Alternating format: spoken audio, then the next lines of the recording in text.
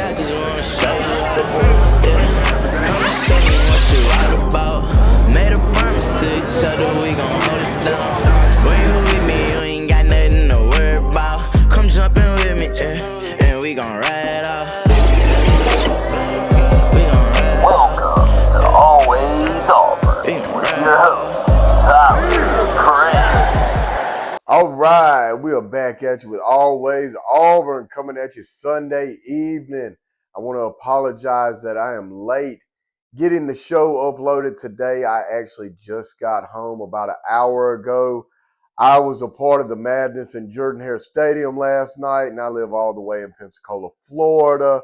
So it was a long, somber ride home where I had a lot of time to reflect on just the disappointing deflation that I experienced in Jordan-Hare Stadium last night as our Auburn Tigers fell short 20-10 to the much-hated Georgia Bulldogs. So, nevertheless, today I'm just going to kind of really talk about what I saw. Like I mentioned, I was at the game, so kind of I get that vantage point being at the game where I can really see everything on the field and all the games kind of that are within the game, because something that a lot of football fans may fail to realize, may not fail to realize, but I'm just speculating, is that there are many games within the game that are played. And these games can be manipulated, they can be head games.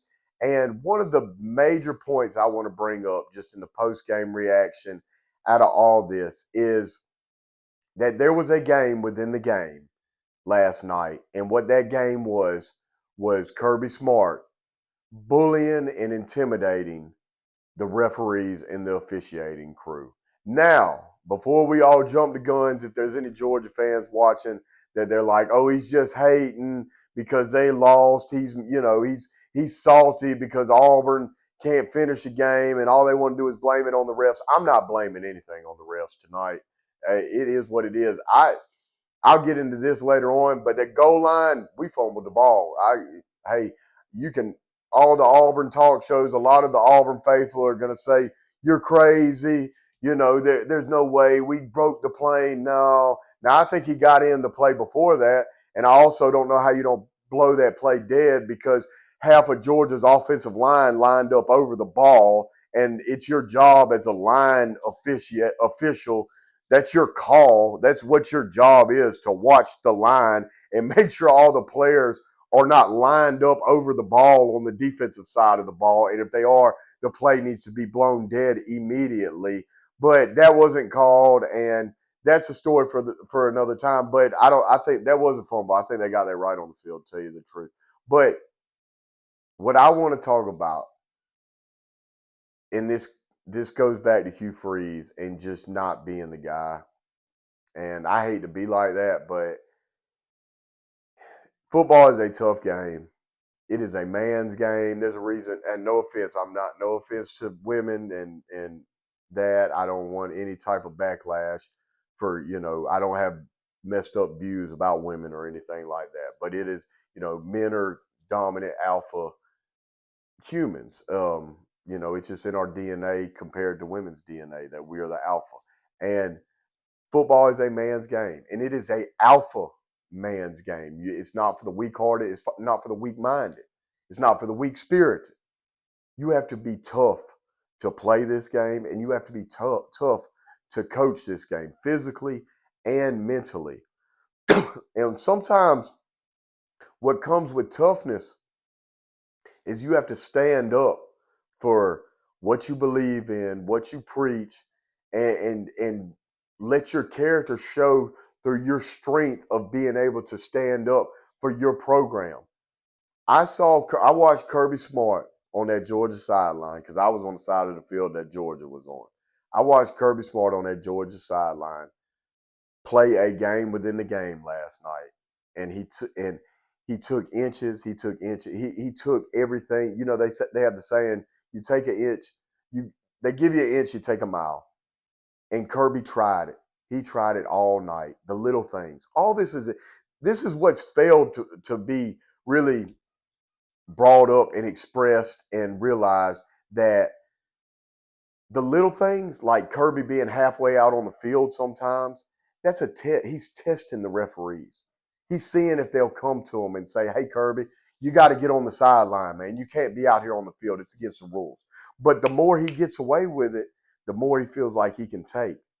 And it's the more you can get like that. It's an intimidation factor. It's a bullying mentality. But this is a tough game. And he does things like that with intention. I think the entire timeout call, all that was intentional. And it was a game he made. It was a play he made up inside his head, and probably did it on the fly real quick. That's how his mind works. He didn't want to burn that timeout early in the second half, but the play clock was, or in the second half, but the play clock was running out to 0, and we were late. I think it was 3rd down, and he didn't need to delay a game, but he also didn't need to call timeout. So you know what he did? He ran over there calling timeout. It's clear that you can see it. Excuse me. Calling timeout. He was calling timeout, mouthing it with his mouth, running at the official. As soon as he got the timeout, now he's smart. He's smooth with it. But he knew he could keep taking because they didn't say anything about him being all the way out on the field and all the other little minor stuff he did. So he knew he could keep taking. So why not try this too? I'm going to call timeout real quick when they blow it dead. As soon as they blow it dead, before they have a thought, anybody's got time to think, I'm gonna change it real quick. And I'm gonna say, no, I'm gonna go to the other ref. No, I didn't call timeout. I was clapping. He looked at the other official and really sold it. He said the defense, he didn't even say he was clapping. He said, I was trying to tell you that Auburn's defensive players are clapping, which that's delay a game on the defense. It's supposed to be if you try to simulate the snap count on the defensive side of the football. It's a penalty on the defense. It's either delay a game or unsportsmanlike. It's one of the two. And that's what Kirby he told the ref that all he was saying is they were clapping. And he was consistent with it. He told every ref. He went to this one, then he went to this one. And he just did the act just enough that way it'd be on film and all the cameras would capture it to save it. But he knew what he was doing the whole time, and it worked. So what I'm getting to with Coach Freeze, because I'm not blaming the refs. Like, he had them in his bag. So whatever intimidation factor he had over those referees, he had it. And he started exposing them over and over again throughout that game. And it continued to come in so many ways. And so, as a head coach of the opposing team, Coach Freeze, you can sit there and you can lobby with the sideline ref, and you can tell them to look at the big Videotron and all you want. They're not going to do that. They can't. It's against what they do in their job. They can't look at the Videotron and try to see if there's targeting on this play or see if Kirby really called a timeout. I don't care how much you zoom it in on the Jumbotron, because that's what Auburn did. The production people did. And it just doesn't matter. You can do that all you want. But it's not going to change the referee's opinion on the play because they're not allowed to look up there and make a call. So what you do, Coach Freeze, and call me crazy, but I've thought about this, and I relate it to just my experiences in football. In watching football, playing football, all that. And I'm sure a lot of people can attest to they've seen games get out of hand as far as like the chippiness within the game between opposing teams. When they start jawing, there's some dirty plays that carry over into the next play, and guys are really going after other guys on the teams, and the referees have to call everything dead, and they have to bring the coaches together, and maybe a captain from one team and a captain from the other team. They do it. I'm not crazy. I've seen it, and I'm sure everybody else who watches football has seen this too. They do it. They'll call them together, and they'll say, hey, I've never been in those conversations, but they'll say, hey, man, look, enough's enough with all this chippiness. We got to clean this stuff up. Like, I'm going to start throwing people out of the game. It gives them a chance for the referees to really take control of the game again. And Hugh Freeze, you are allowed, just like Kirby Smart was halfway out on the field throughout over periods of the game, and there was not one sideline warning against him. Go out there, try them, Freeze. I don't understand. If I was in Coach Freeze's position at that point and everything was just going against me, and I could see what Kirby Smart was doing over there to the refs, manipulating them, trying them every which way he could, intimidating them, I would have called I would have went to the middle of the field and I would have called the referees. Hey, let me talk to all y'all. Let me talk to all y'all. And hopefully they'll give you the chance to do that. And I would have told them, we need to have a committee here. Like we need to congregate here for a second because this is getting out of hand. In the same ways that the refs bring everybody together when the plays get chippy between the players. And you bring Kirby Smart out there too. And Coach Freeze, you be a man and you stand up for the AU, for the Auburn, for Jordan-Hare Stadium. Because he's in Jordan-Hare Stadium disrespecting everything that came through this place, everything that poured their blood, sweat, tears, money, love, everything. He's disrespecting this place, trying to push his weight around and bully these officials into calling things in his favor. And how you put a stop to that? I mean, I think about, for all y'all who are familiar with Remember the Titans, the movie, when Coach Boone kept getting the referees were trying to cheat him out of the game. So he'd end up losing his job, and the defensive coordinator would be able to make the high school Hall of Fame. So because he wasn't a head coach, and that was against the rules at that point for someone who wasn't a head coach to make the high school Hall of Fame. So the referees threw the curveball in there to try to cheat the TC William Titans out of the game. At least that was in the movie. And you can hear Denzel Washington playing Herman Boone saying, "Let the boys play." I would have told Kirby Smart in front of the referee, told him, forget the refs at this point because they're scared of them. You got to show them that you're not scared of them. My team's not scared of them. And trust me, the Jumbotron, they put everything zoomed in, facial expressions, timeout, lip reading, drawing lines on the goal line to see if it's a fumble. They would have zoomed in on that too. And what do you talking about winning a fan base, Coach Freeze? How do you think that stadium and your players would have responded to you taking midfield with Kirby Smart and you telling Kirby Smart to cut it out? Leave that Bush League stuff back in Athens, Georgia. You're going to respect this environment. You're going to respect this stadium. And you're going to respect this game. And let the boys play. That's what you do as a man, as being mentally tough. You take it into your own hands. You stand up for Auburn. And you stand up for your job. And you stand up for those boys who gave everything they got on the field last night. Mark Richt, I think we can all remember. Mark Richt made a statement against the Florida Gators on the first drive of a game in 2005, maybe 4. No, Sean Marino was the running back, Matt Stafford. I think we all remember, all us real football fans. They ran the whole sideline into the end zone to dance on the field and intentionally get unsportsmanlike conduct penalties, but they don't care. It's about making a statement at that point in the game that we're not going to take it. And you can do that. You can do that without putting your hands on somebody or, saying things out of your character. Because you're right. We're right.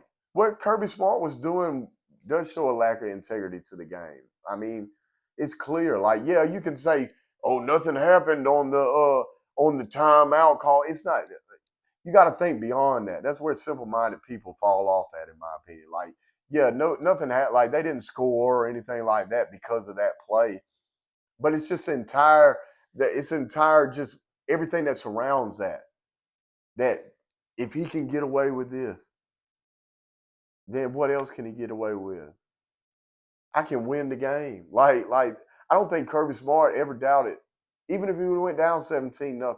It's a mentality, man. Some people just can't be beat, or you really got to match that to beat them. Like I think about, in my past playing cards and things like that against people and paying attention to how people do that because I like paying attention to details. And some people don't. Some people think other people cheat like in cards and stuff like that because they always win. But it really now some people do cheat. Don't get me wrong, but most of the time, from what I've seen, it's a mentality. Like, yeah, you may win a few hands playing whatever, poker, spades, whatever. Yeah, you may win a few hands, but you can't beat me. Can't beat me, man. I I don't whatever. Like, yeah, Auburn, you might score some points. Hugh Freeze, you may come out here with a nice little scripted game plan, but you can't beat me. And that's the feel I get. And one thing goes wrong and it falls all apart.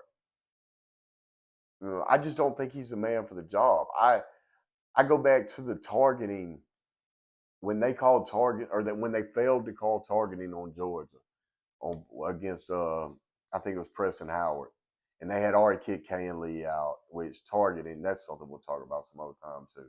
But and the whole stadium is just like, why are you not reviewing? Because they reviewed targeting on Kane Lee, so why are you not reviewing? Why are we not looking like this? This guy clearly the play was going dead.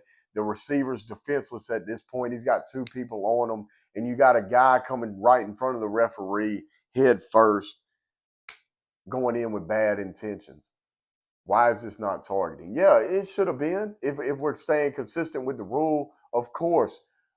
But let the fans worry about that, Coach Freeze. You burnt a timeout. I knew they weren't going to review it. I'm sitting in the stands telling my cousin sitting next to me, I said, they're not going to review it. I know we just wasted the timeout. And really, we just took the momentum away from our offense and gave Georgia time to go over there and laugh at how dumb we are and catch a breather and gather the troops. And then we come back out there after the timeout, catch a penalty, and that's the end of the drive. Yeah, I think what it was like 2nd and 1 when we came back out there. I think we caught a holding penalty the next play, and it killed the drive. Like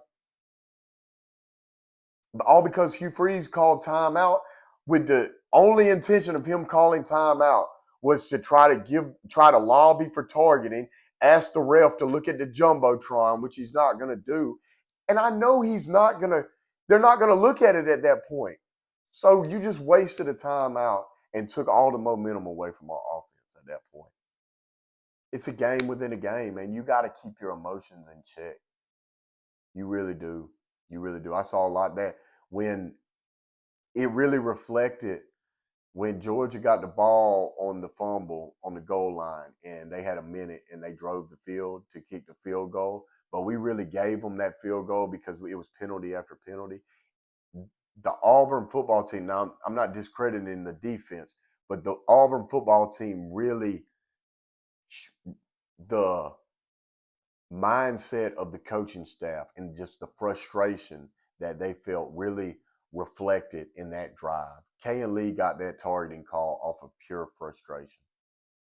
I could tell, and that was a big call. It drove Georgia down the field and really kicked a good player who was playing very good at that point out of the game. And you know what Georgia did? They took advantage of that. I don't think those screen passes that they were so successful on in the second half turn out like that if Kane Lee's in the game. Rashawn Pleasant came in and he covered well, but he's nowhere near the force that Kane Lee is coming up and blowing up blockers and blowing up plays like that. He just reads it better than Pleasant does, in my opinion. So there was a fall off, and they found out that weakness and took advantage of it. And that's where it comes into the fact that, like, that's the unseen things behind the scenes that a lot of people aren't going to talk about, to tell you the truth. But that's where it comes in. Like, we're going to beat you. Like we're going to take what you don't have, what we can use against you, and we're going to beat you.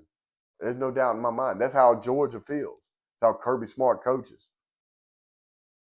So it's tough. And I'm gonna say this.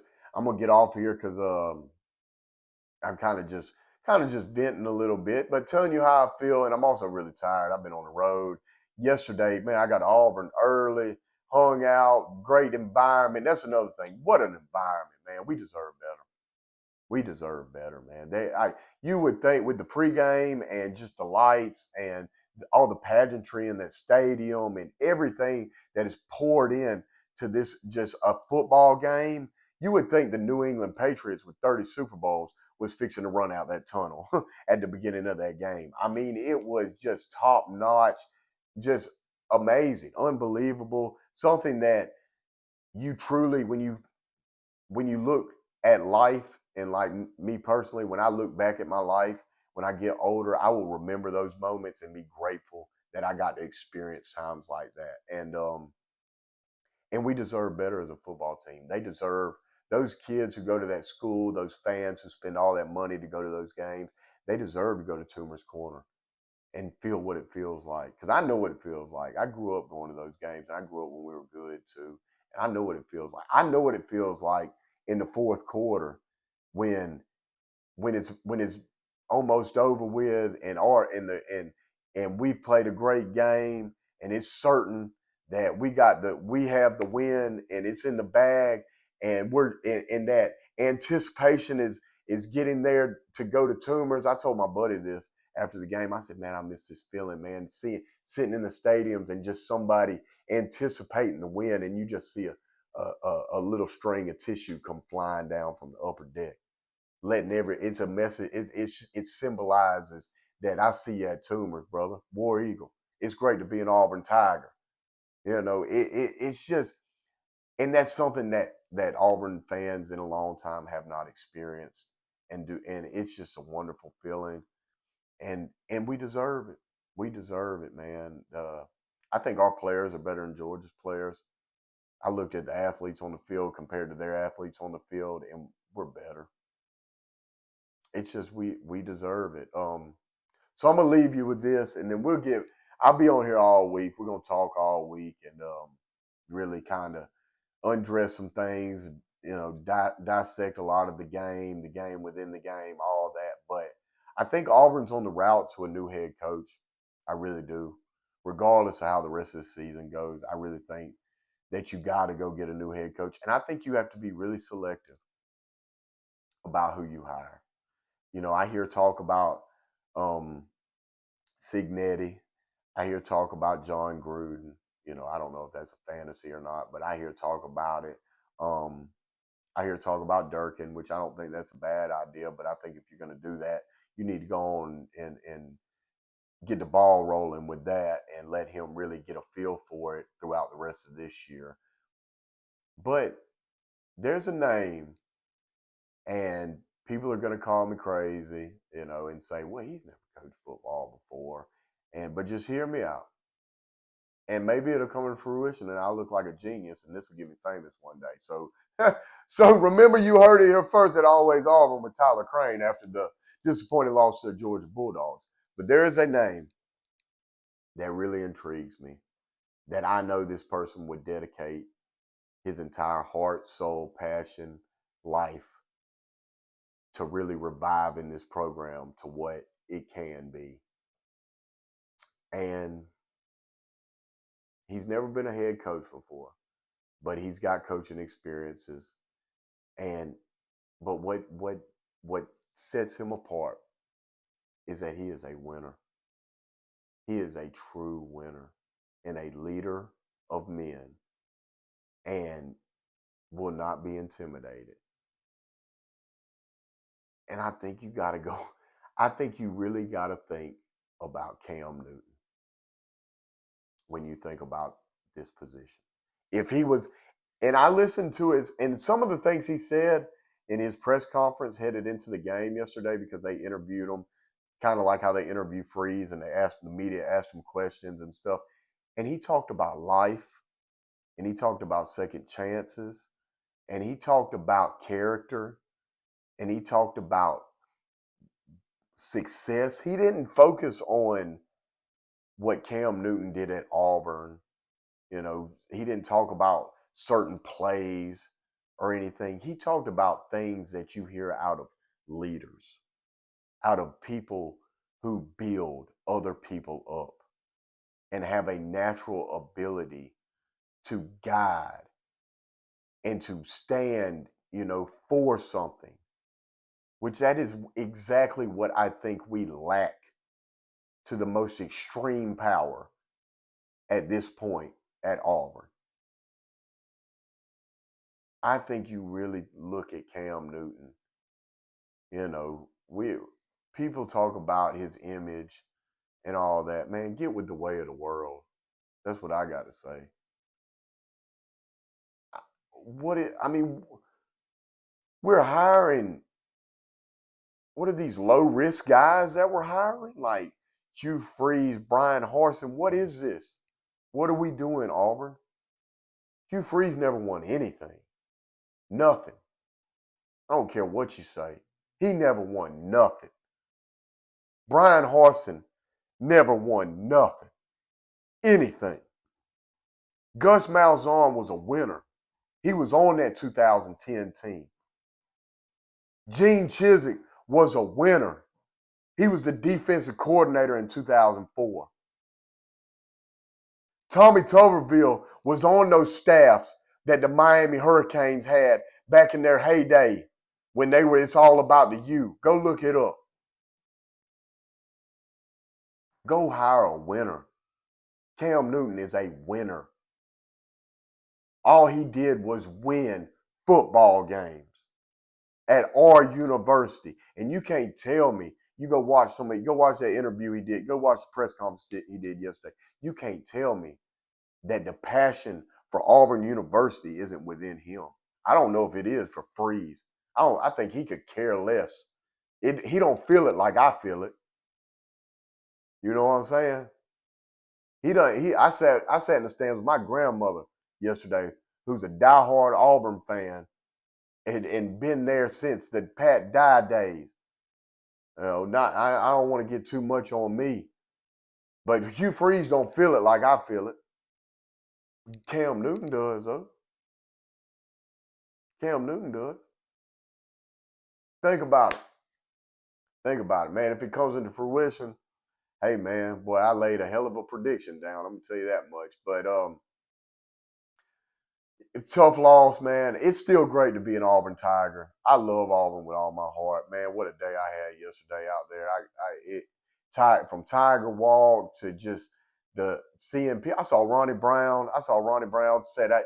It's amazing to me how many people don't recognize him. I mean, he was walking down through Tiger Walk before it started and stuff, and just walking by people. I said, Ronnie Brown, War Eagle, man. Shook his hand. So it was a great day. It was a great environment. Wonderful to be in that stadium, to feel the electricity and the energy in there. But Auburn fans deserve better, man. I truly believe that. I firmly believe that.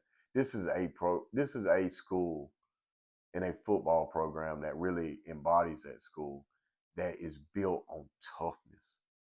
I mean, I've said it before, like, we believe in toughness. We believe in a practical world.